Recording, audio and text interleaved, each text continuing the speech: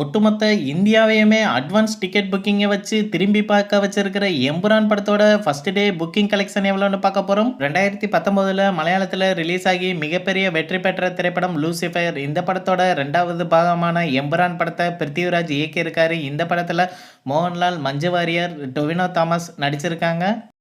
எம்புரான் படம் கேரளாவில் ப்ரீ சேல்ஸாக இதுவரை 8,52,00,000 ரூபாயை வசூல் பண்ணியிருக்கு. கர்நாடகாவில் இந்த படம் ப்ரீ சேல்ஸாக 1,93,00,000 ரூபாயை வசூல் பண்ணியிருக்கு.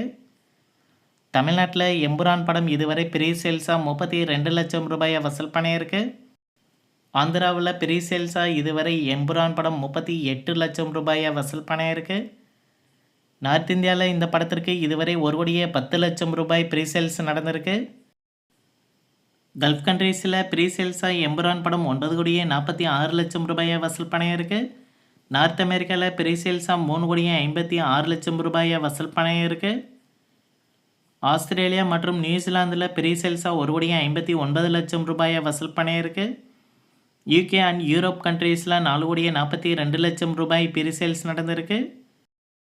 ஜெர்மனியில் ப்ரீ சேல்ஸாக எம்புரான் படம் 1,16,00,000 ரூபாயை வசூல் பண்ணியிருக்கு.